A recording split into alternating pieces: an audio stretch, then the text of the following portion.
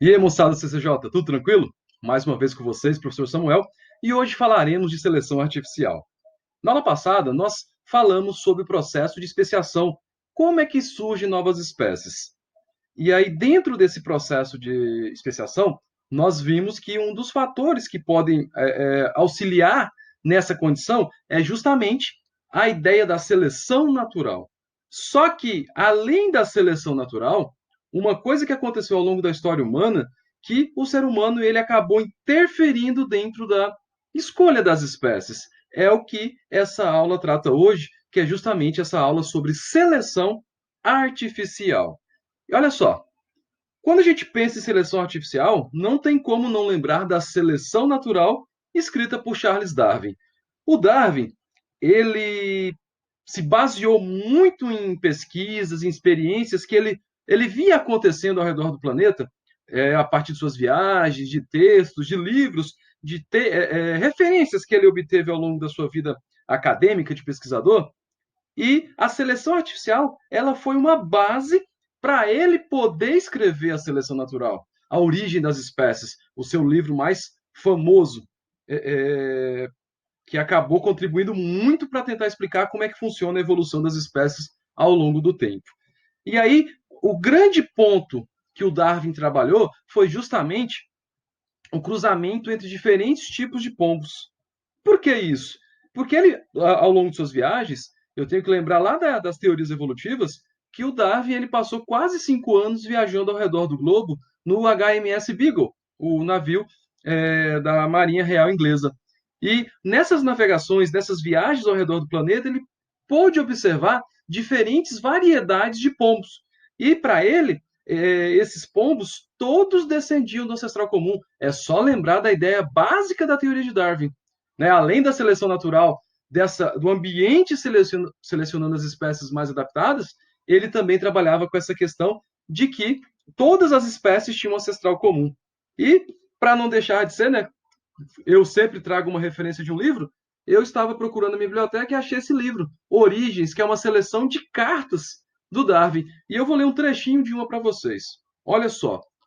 Em uma carta que ele escreveu no dia 29 de setembro de 1856, ele falava o seguinte: Meu prezado senhor, tenho trabalhado com muito afinco em meu tema da variação e origem das espécies, e estou preparando um manuscrito para publicação, mas só Deus sabe quando publicarei.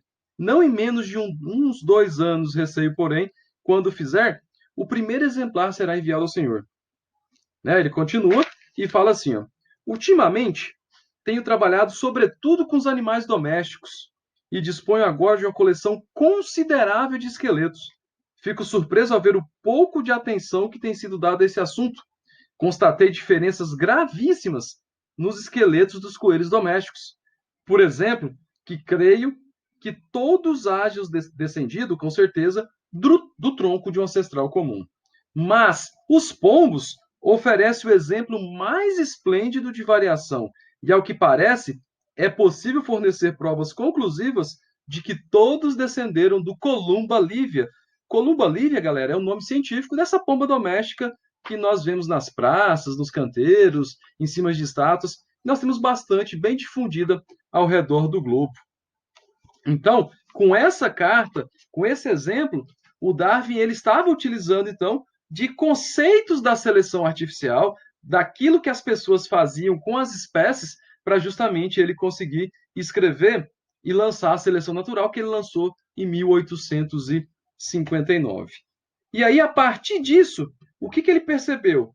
Que era possível, através dessa escolha, dessa rápida escolha, uma prole, ou seja, uma descendência, várias espécies com características desejadas e selecionadas com base naquilo que o indivíduo queria, ou seja, com base nas características dos seus genitores. Por exemplo, uma vaca dá 50 litros de leite e outra dá 20. Qual que seria melhor para a produção leiteira? Lógico que seria uma vaca que produz 50 litros. Então, com isso, você acaba então selecionando as características melhores para aquela situação que você deseja. E aí o que acontece? A seleção artificial, então, ela é promovida pelo ser humano, é um cruzamento seletivo de animais ou plantas, e essa seleção favorece o quê? O aumento da frequência de características desejáveis, o que leva ao surgimento de indivíduos diferentes dos ancestrais.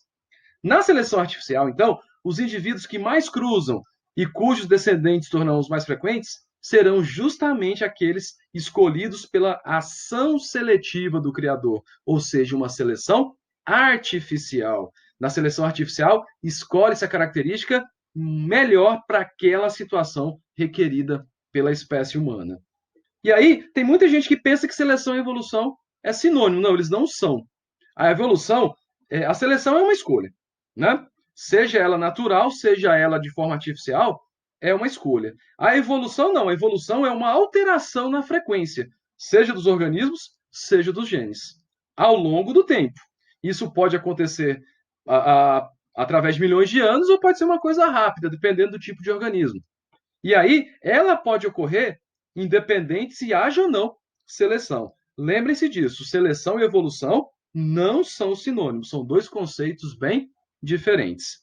Só que a seleção foi a maior contribuição do darwinismo para nós compreendermos qual que é o processo, o que leva as populações naturais a evoluírem. Então, a grande contribuição da seleção natural, da teoria do Darwin, a partir dos estudos dele com seleção artificial, foi justamente buscar entender o quê? Como que as populações evoluem ao longo do tempo. E aí, o que acontece? Dentro dessas características, dentro do processo, seja de seleção natural, seja de seleção artificial, nós temos algumas características em comum. Por exemplo, valor adaptativo. O que é esse valor adaptativo? É um potencial que um ser vivo tem de sobreviver e reproduzir, de acordo com aquele ambiente. Ou seja, o valor adaptativo ele tem muito a ver com o aumento da taxa reprodutiva de um indivíduo e a capacidade de passar esses genes para as próximas gerações. Só que o grande problema da seleção artificial é que você pode estar selecionando espécies que, de repente, sejam suscetíveis a algumas doenças, sem nem estar ciente desse processo. Então, é um processo que tem que ser muito bem pensado antes de ser feito. Homeostase. Homeostase, galera, quando a gente fala de sistemas, quando a gente fala de bioquímica, nós temos que pensar que homeostase é o equilíbrio entre o sistema e o ambiente externo. Só que quando eu penso aqui dentro de uma população, de uma sociedade, de um ecossistema, a homeostase, esse equilíbrio, ele corresponde justamente nesse equilíbrio entre reações anabólicas e catabólicas. Vamos lembrar lá de metabolismo. Reação anabólica são aquelas dos organismos que produzem seu próprio alimento, eles estão produzindo o seu próprio alimento. Fotossíntese e quimiossíntese. E reações catabólicas? Catabólicas são aqueles organismos que usam a glicose, eles quebram a glicose para poder produzir sua energia. É o caso da fermentação, na ausência de oxigênio, e é o caso da respiração celular na presença de O2. Então, do ponto de vista de uma população, eu tenho que pensar que homeostase é justamente o equilíbrio, na realidade, entre várias populações com seus diversos processos metabólicos.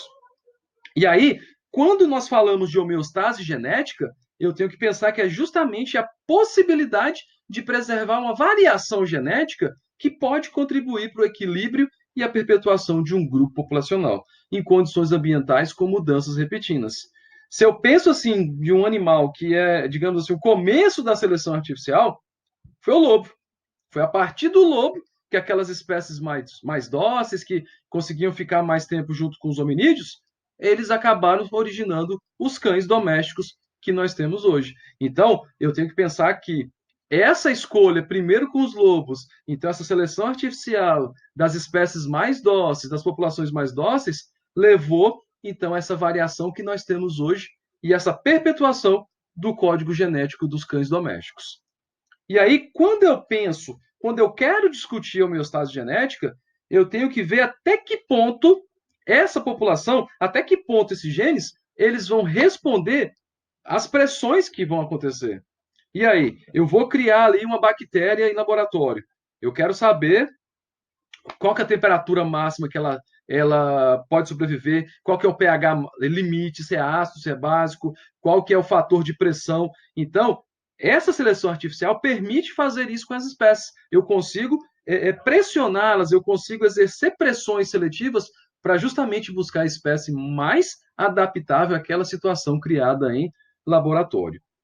E aí, quando a gente pensa numa diferença entre seleção natural e seleção artificial, eu tenho que pensar que o grande diferencial é justamente o agente seletivo. No caso da seleção natural, é o ambiente, é uma mudança ambiental. Por exemplo, a queda do meteoro lá na planície de Yucatán, no México. Eu tive um agente seletivo natural. A queda de um meteoro acabou modificando totalmente o ambiente na Terra naquela época, 70 milhões de anos atrás, e isso, então, foi o meu fator de pressão seletiva. Agora, na artificial, eu tenho que o agente seletivo é o ser humano. E para que ele faz isso? Interesses econômicos, interesses comerciais. Ele busca o quê? Aumentar a produtividade, aumentar a resistência dessas espécies. E aí fica uma pergunta: será que essas características deliberadamente escolhidas pelo ser humano seriam escolhidas pela seleção natural? Eu tenho que pensar que a seleção artificial é um fenômeno muito rápido. Se a gente compara ela com a seleção natural, é uma coisa gritante, assim, a diferença é muito grande. E aí, eu vou trazer para vocês uma frase aqui da Origem das Espécies, do livrozinho de Darwin, né, da Bíblia darwiniana da evolução, que faz o seguinte: podemos dizer que a seleção natural procura, a cada momento e em todo o mundo, as variações mais insignificantes, rejeitando as nocivas, preservando e ampliando as que forem úteis, trabalhando de forma silenciosa e imperceptível, quando e onde surge uma oportunidade, no sentido de aprimorar os seres vivos no que diz respeito às suas condições de vida orgânicas e inorgânicas. Não conseguimos perceber essas modificações tão lentas até que a mão do tempo tenha marcado os longos lapsos das eras. E mesmo assim, nossa visão daquilo que teria acontecido nos antigos períodos geológicos é tão imperfeita que nada mais conseguimos enxergar, senão que as atuais formas de vida são diferentes das que existiram outrora. Ou seja, nesse trecho, o Darwin traz dois pontos. Justamente a ideia da seleção natural enquanto um processo lento e a questão da transmissão dessas características de que os seres descendem todos de um ancestral comum. A seleção artificial, então, é uma forma hiper mega maxi rápida de tentar fazer o trabalho da seleção natural. E aí, desse ponto, eu tenho algumas implicações, né? Dentro dos, a partir do momento que você está selecionando artificialmente uma espécie, você pode estar trazendo problemas, desastres, desequilíbrios nos ambientes naturais. Um grande problema tem a ver com a domesticação de espécies, porque a partir disso você pode promover o enfraquecimento do genótipo, ou seja, você acaba selecionando uma espécie que não vai aguentar mudanças tão bruscas de um ambiente.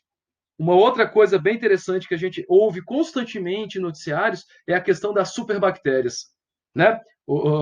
As pessoas têm o costume de estar tomando remédio, para no meio do caminho, e principalmente antibióticos, que é até proibido você tomar antibiótico, comprar antibiótico sem uma receita médica. Porque qual que é o grande problema de você tomar antibiótico de forma descontrolada? É justamente você estar induzindo a seleção de espécies bacterianas mais resistentes. Ou seja, você mata primeiro aquelas bactérias fracas, sobram as fortes, aquelas que aguentam o antibiótico, e aí você para de tomar o antibiótico. Ou seja, aquelas bactérias que sobreviveram, elas vão se dividir, vão se reproduzir e todas serão resistentes. Logo, perdão. Logo, isso leva a quê? A duplicação de bactérias resistentes. Você vai ter que tomar um antibiótico mais forte e isso pode ser ruim para você. Uma outra coisa também vinculada a essa questão de seleção artificial tem a ver com o vírus do HIV, o vírus que causa AIDS. Como ele se duplica muito rápido, eu tenho que pensar que a mutação, apesar de ser aleatória ao acaso, ela está atrelada com divisões muito rápidas. E como o vírus da AIDS ele se duplica muito rápido, pode ser que ele sofra mutações. E essas mutações pode tornar ele o quê? Resistente a esses medicamentos antirretroviral. Professor, mas o que é isso, um antirretroviral? Galera, vamos lembrar do vírus da HIV. O vírus da AIDS é um retrovírus. Lembra disso?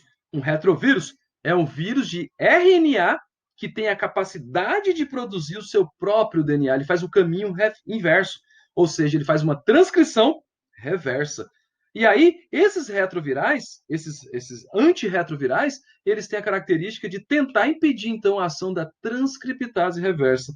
Só que, se você tomar a pessoa que tem a doença e não tomar de forma correta, de acordo com o seu metabolismo, pode favorecer a seleção, então, de vírus mutantes que sejam resistentes a esses medicamentos. E uma outra coisa também que tem a ver agora com a genética mais desenvolvida, com essa questão de tecnologia do DNA recombinante. A partir do momento que o ser humano conseguiu inserir genes de determinadas espécies no genoma de indivíduos de outras espécies, ou seja, criando os famosos transgênicos ou organismos geneticamente modificados, surge também mais um grande problema. Por quê? A partir do momento que você altera o código genético, né, você faz leves modificações no código genético de algumas espécies, isso pode acabar se tornando um problema a longo prazo. Né? Um dos grandes impactos de você colocar um transgênico no ambiente sem estudos detalhados a longo prazo é justamente que o transgênico ele pode interagir com organismos selvagens e isso pode acarretar uma alteração do equilíbrio gênico. Olha que interessante. Não é o equilíbrio das populações, é o equilíbrio no código genético das espécies. Você pode levar a alteração e, inclusive, à morte de espécies caso você tenha o que? Uma mudança do equilíbrio gênico, desse fator genético das espécies. E aí o grande problema é, se você insere ali espécies modificadas, você vai aumentando cada vez mais, você está selecionando artificialmente aquilo que você quer, pode ser que você esteja caminhando não para uma melhora das espécies, pelo contrário, você pode estar reduzindo a eficiência dessas espécies a mudanças muito bruscas do ambiente. Porque as espécies que estão naturais, elas levaram milhões de anos para se adaptar, ou seja, para serem escolhidas, né, sofrerem o processo de seleção natural e aguentar as pressões seletivas. E aí os transgênicos? Será que eles aguentam mudanças tão bruscas? Fica a pergunta. E para nós fecharmos, vamos fazer duas questões aqui da apostila. É a questão 2, da página 556, da atividade de sala, diz o seguinte: a passagem do modo de vida caçador-coletor para o modo de vida mais sedentário aconteceu há cerca de 12 mil anos atrás e foi causada pela domesticação de animais e de plantas. Com base nessa informação, é correto afirmar que, olha só, uma questão que trata de seleção artificial. Letra A. No início da domesticação, desculpa, domesticão é bom, né, gente? No início da domesticação, tem a ver com cachorro, com lobo, então tem tudo a ver. Olha só. No início da domesticação, a espécie humana descobriu como induzir mutações. Gente, pelo amor de Deus, mutação é uma coisa que surge no século XIX e diante. A ideia de você conseguir mudar o código genético. Os transgênicos é a coisa de 30 anos atrás, no máximo. Então, hominídeos lá, 12 mil anos atrás, sabiam o que era mutação? Né? Me poupe, né, galera? Pelo amor de Deus, é aquela alternativa que você já elimina de cara. Letra B. A produção de excedentes agrícolas permitiu a paulatina regressão do trabalho, ou seja, a diminuição das intervenções humanas no meio natural com fins produtivos. O ser humano parou de intervir no ambiente? O ser humano, naquela época, parou de selecionar artificialmente o que ele queria? Não, senhor. Letra C. A grande concentração de plantas cultivadas em um único lugar aumentou a quantidade de alimentos, o que prejudicou o processo de sedentarização das populações. Gente, não prejudicou nada, pelo contrário, ele potencializou que as populações humanas naquela época se sedentarizassem, ou seja, permanecessem em locais fixos por mais tempo. Letra D. No processo de domesticação, sementes com características desejáveis pelos seres humanos foram escolhidas para serem plantadas em um processo de seleção artificial. Letra D está correto, ou seja, sementes maiores, sementes mais produtivas, sementes mais nutritivas. Essas foram as sementes selecionadas artificialmente pelos humanos naquela época. Tinha trigo, tinha arroz, centeio, enfim, várias espécies de grãos foram selecionados lá na região do Crescente Fértil, no Oriente Médio ali. Né? E a última questão, a questão 4, que é do Enem, ele tem uma tirazinha ali, E ele fala ali que o ser humano é responsável pela seleção de características como o tipo e cor da pelagem dos animais domésticos, muitas das quais não eram observadas nos indivíduos selvagens das espécies. Cientistas das universidades de Uppsala, Suécia, e Durham, Reino Unido, explicam que o ser humano selecionou de forma ativa e proposital os animais domésticos com pelagens curiosas. Com base em suportes diferentes, os quadrinhos e o texto apresentado abordam o mesmo tema, que se refere à seleção, galera, seleção artificial. A partir do momento que o ser humano ele está selecionando aquilo que ele quer, ele está trabalhando com seleção artificial e não seleção natural. São duas coisas totalmente diferentes. Abraços e até a próxima aula.